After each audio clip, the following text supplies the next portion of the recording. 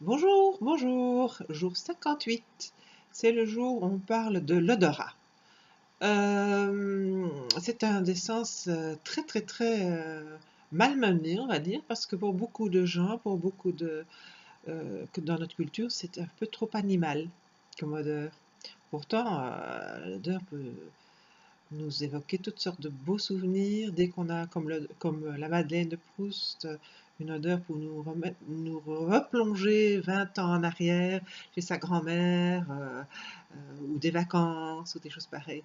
Eh bien, moi, j'ai quelque chose assez impressionnant. Enfin, impressionnant. Je connais pas beaucoup, je connais personne d'autre qui a décrit ce que moi je suis capable de faire. C'est bizarre ce que je raconte. Probablement que beaucoup de gens savent le faire, mais on n'en parle pas. Je me sens quelquefois la mère matriarche d'un troupeau d'éléphants.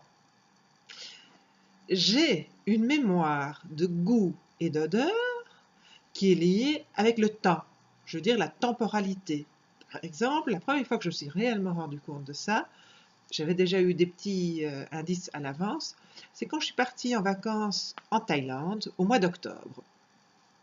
Et l'année d'après, au mois d'octobre, toutes les odeurs, les goûts, les bruits de la Thaïlande me sont revenus. Comme ça, sans que je dois faire un effort, sans que je cherchais à retrouver des souvenirs de vacances. Non, tout à coup, j'avais une envie énorme de manger du thaïlandais. Donc pendant plusieurs années, j'étais mangé au mois d'octobre du thaïlandais. Avant, j'avais déjà eu des indices que, par exemple, quand j'allais boire avec des copains, enfin avec des amis dans un certain café, je voulais toujours avoir la petite bière à la framboise. Et quand j'étais autre part, je pensais pas du tout à la bière à la framboise, je pensais à un petit café ou enfin, je me suis rendu compte très jeune que à certains endroits, je c'est pas que je voulais manger, il y avait euh, oui, à certains endroits, je mangeais quelque chose de spécial, enfin pas de spécial, du spécifique. Eh bien moi, maintenant, je m'imagine que c'est un petit peu comme la matriarche éléphant qui sait qu'au mois d'octobre, à un certain endroit, par exemple en Thaïlande, on mange du riz avec des pâtes thaï et des et que à la Noël, on mange. C'est vrai que en décembre, hein, en Belgique, il y a la tradition de la Saint-Nicolas avec du spéculoos ou du spéculoos. Oui, je m'imagine que beaucoup de gens connaissent ça, hein, du pain d'épices et du spéculoos, des mandarines et du massepain. Eh bien, c'est le 6 décembre, hein, c'est avant la Noël. Début décembre, moi j'ai toujours un besoin de manger des mandarines et des spéculoos et des massepains. Et après, j'ai toujours envie d'avoir des jacinthes dans ma maison.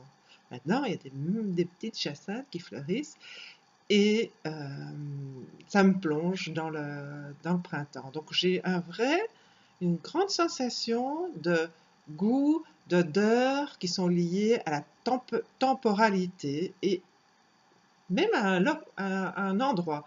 Comment est-ce qu'on a dit? Je sais pas.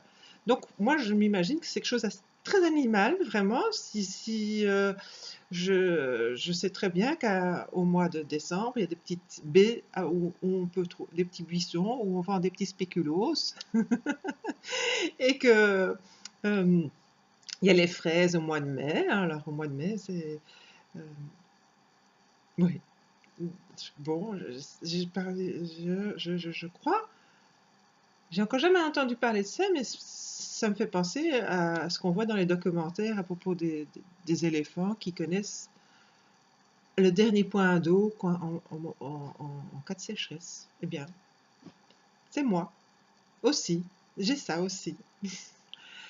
Bon, est-ce que j'étais claire? J'ai l'impression d'avoir pas été si claire, mais bon, j'ai pas envie de recommencer parce que j'essaye de faire les exercices en un trait pour me forcer à parler de façon structurée. Je vous remercie de m'avoir écouté. Portez-vous bien, prenez bien soin de vous. Bye bye.